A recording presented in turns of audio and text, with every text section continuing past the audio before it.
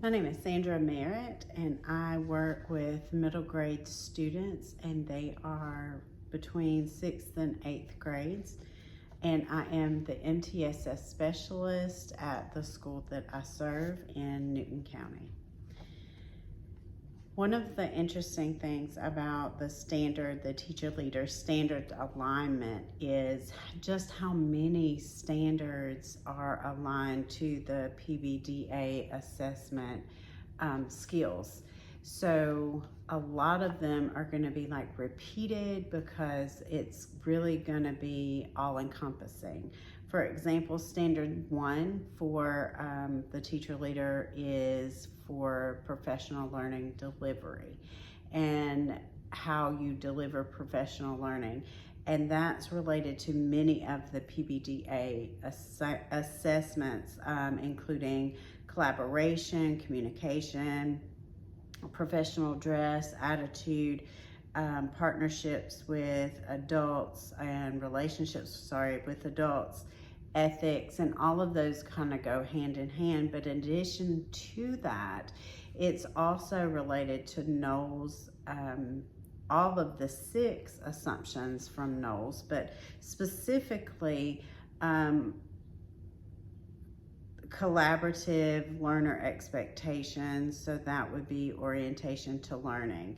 I noticed that aligns really well with it because the PL delivery now, the recommended model is usually some sort of collaborative assignment or a thing that we do. So a sit and get meeting is no longer really acceptable because we are teaching to adults, and adult learners need to work in collaborative groups in order to understand what they're doing, why they're doing it, and how it's relevant to them. Moving on to standard 2, school culture and continuous improvement. So this is a struggle at many schools culture, including mine, but how it aligns to the assessments is collaboration, attitude, relationship with adults, communication, attendance, relationships with students. So all of these are very relevant to school and culture, climates, and continuous improvement. If we want continuous improvement in schools, we have to have a good setup for collaboration and working together in teams. Adults in the building have to feel valued and accepted, and that's not just the teacher adults, but also adults in leadership roles, students, families, business partners. So everybody within the school has to collaborate and work well with each other in order to develop that positive school culture that we all really want to see within schools. It also aligns to ethics, and I haven't mentioned much about ethics, but both of them really do.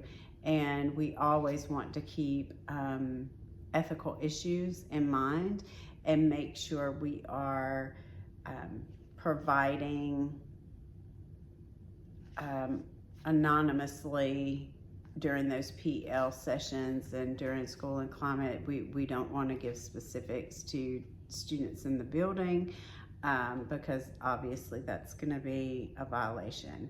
So really all of Knowles' assumptions are relevant in the school culture and climate, just like all the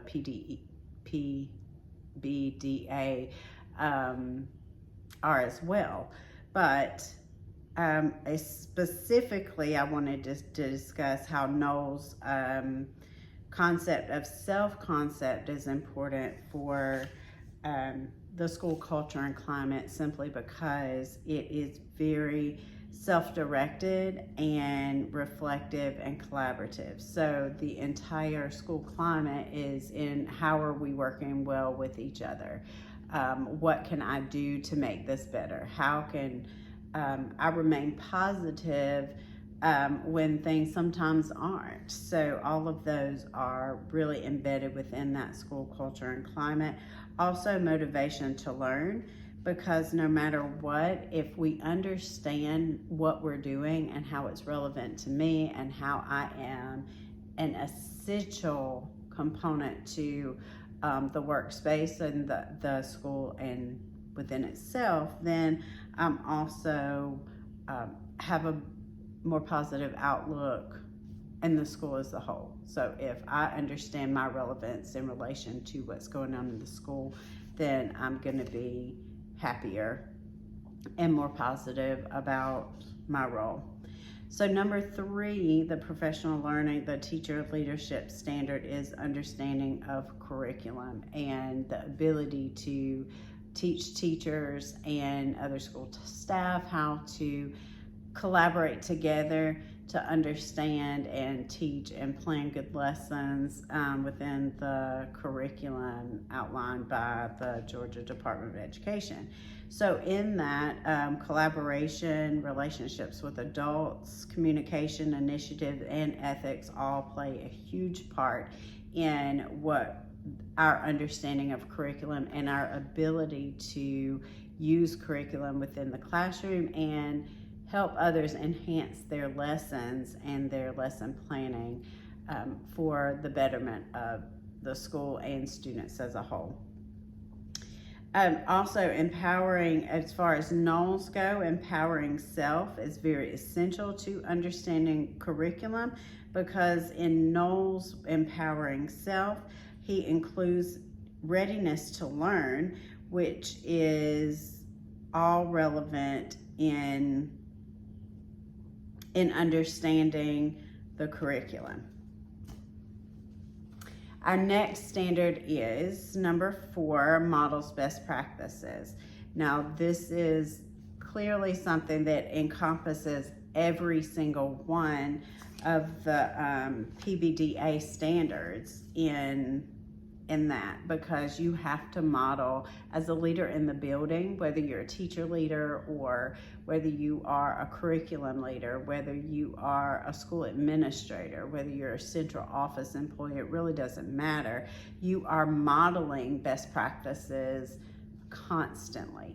Even when you don't even realize people are looking, you're always modeling best practices. So all of the PBDA standards come in play within that modeling, because you want to model every aspect of those best practices. So collaboration, positive attitude, relationship with adults and peers, how you communicate, even something like attendance. So you are showing people through your own actions that attendance is important, taking initiative is important. So all of these things come into play with that, as well as Noel's 6 assumptions. All 6 of them are very important in modeling best practices, because you want to teach or show by example in every single aspect of your job and every single thing you do. So for number 5, assessment and data analysis is the teacher leader standard number 5. Within that, the PBDA standards that we are going to be really focused on here are communication and collaboration, relationships with adults, attitude, initiative, and ethics. So as with any data analysis, we are going to have a collaborative plan. So teachers typically pull their own data, but what are we doing with that data? We're going to work with the data within PLCs, within teams together, and discuss and kind of figure out what the data is showing us and how we need to adjust our instruction based on that. As far as it relates to NOLS need to know. So absolutely, I think a lot of times this is where schools kind of could do better, and a lot of times that we're data rich, but we don't know how to use that data. So it's important that we know what we're doing with it, and it's important we communicate that with everyone in the building, teachers, and everybody else, from administration to teachers, we need to know what the data means. And so I feel like teachers would be more receptive to analyzing the data if they really understood what we're going to use the data for. So again, in Knowles, it also speaks to readiness to learn, just because a lot of the data, the pulling the data, the collecting the data, is a piece of research. So what are we going to use it for? Here's the relevant research showing that why this thing is effective, or why adjusting our teaching practices is effective.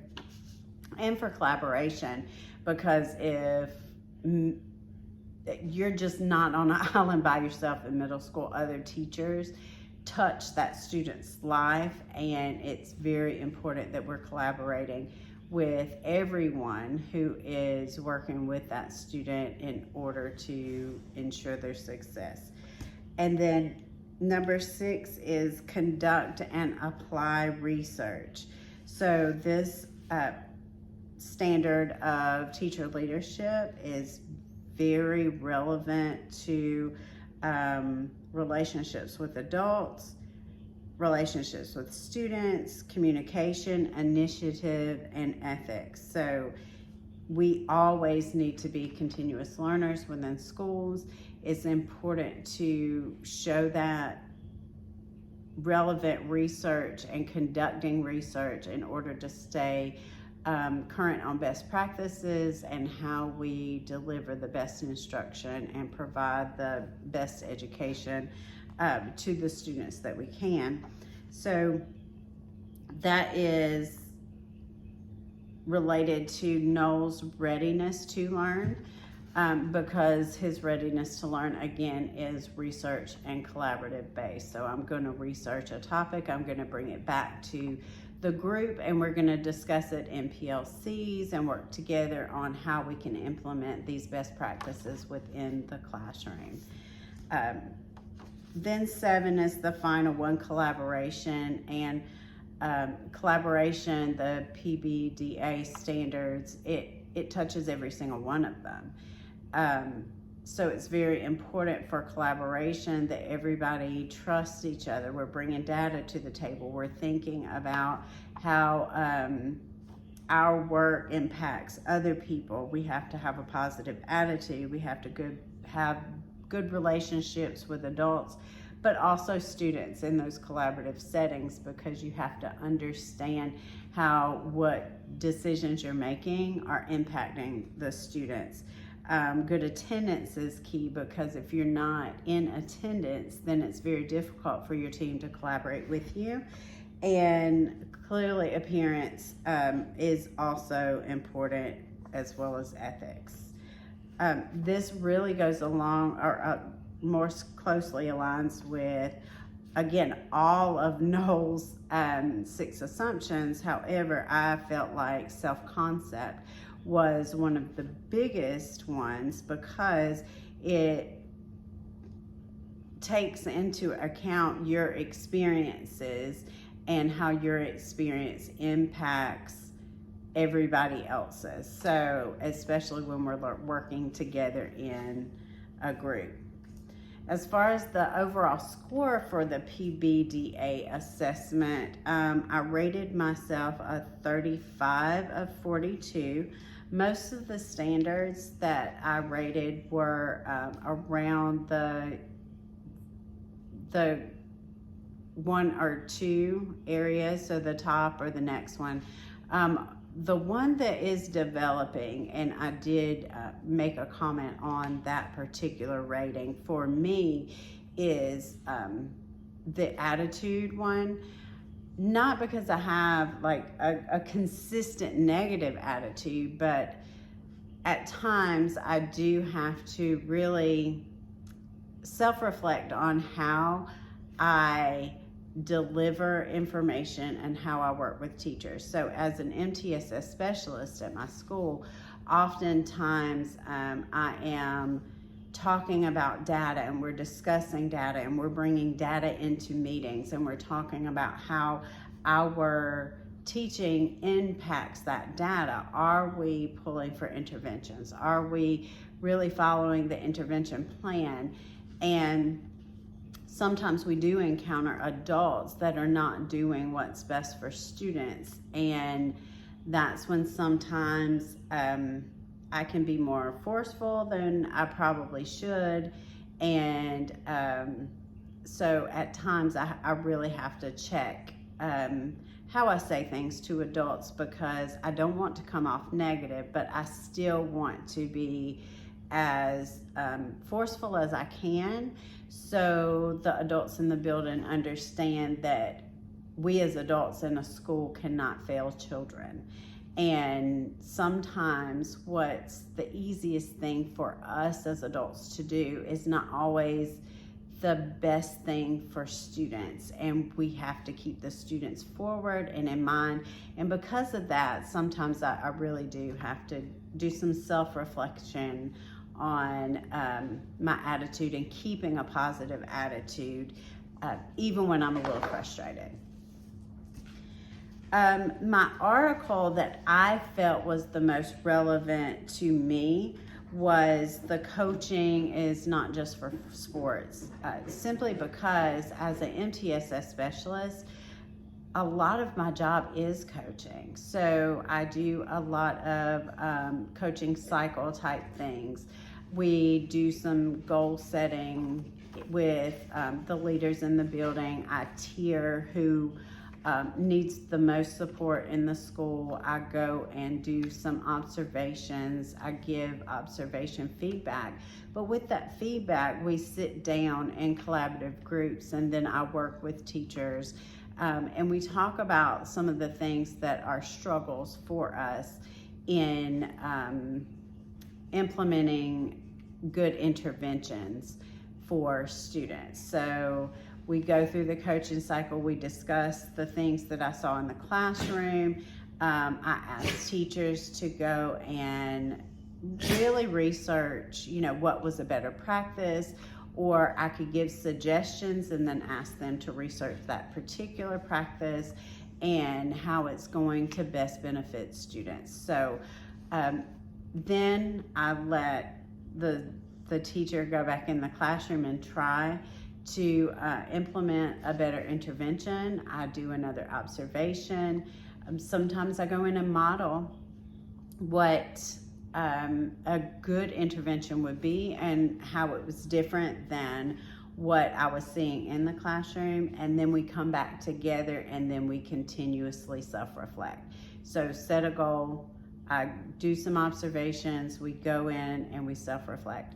And then during the next data meeting, after we've gotten some good feedback and some good changes going on in the classroom, oftentimes I go and I show starting point data versus current data. So then the teacher understands, well, yes, this is having a huge impact on how my students are learning and growing within the classroom. So that the entire article for the coaching, it's not just for sports, talks about good coaching practices and collaboration and how important that coaching is to teachers improving themselves within the classroom. And because most of my job is providing that coaching specific to learners' needs, whether it's behavior, whether it's academics or mental health, so I can go in and help teachers provide those. I just thought that that particular article was very relevant to me, and that was the one that resonated most with my current role in the school.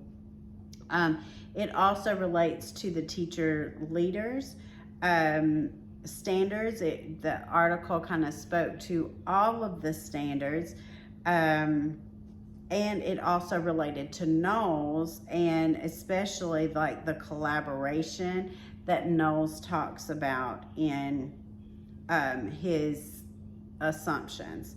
So that's why I highlighted the article. I really felt like that was the best one, or that was the one that applied most to me. So I've learned several things from doing the PBDA assessment. Obviously, I learned that I had some clear strengths and weaknesses as well, and things that I may not have already really thought about as far as some of the self-reflection. So it required me to really think about where I was in each of those areas and be more, not critical, but really taking it from a lens of, you know, if I were to really attack one thing to make me a better leader within the school, which one would I choose? And again, it was the one about keeping a positive attitude within the school. So I did learn that that was a weakness, and I was actually surprised that I felt as though a lot of the things were strengths for me as well. The collaboration, the communication. I do a lot of PLCs. I help with professional learning.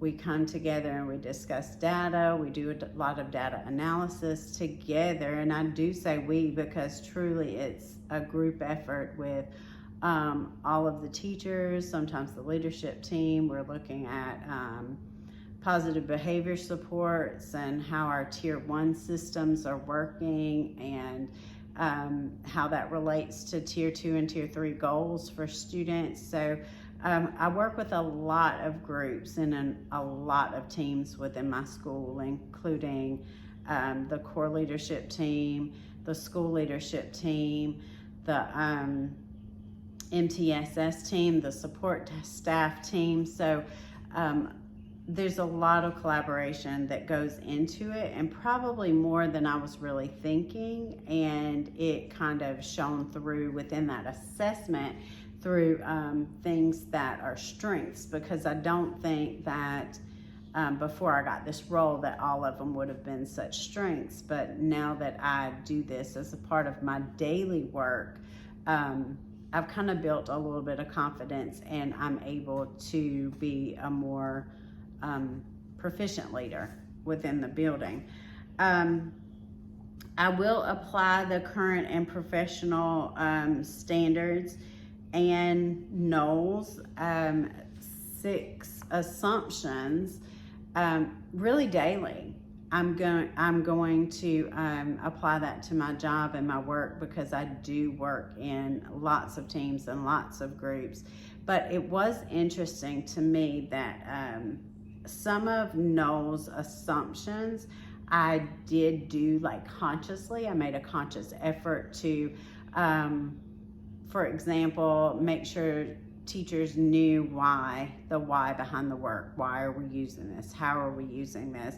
But then other concepts, I am not so consciously, I think about it, but I don't consciously put them within, especially like professional learning settings. And I feel like I need to be better about that, especially the research one.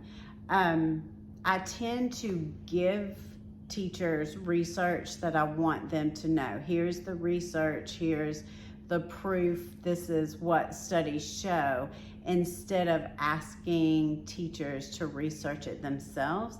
And I think that I'm going to incorporate more of that this coming year, because anytime that you come up with something yourself, or you research and find something yourself, it becomes very relevant to you and your work.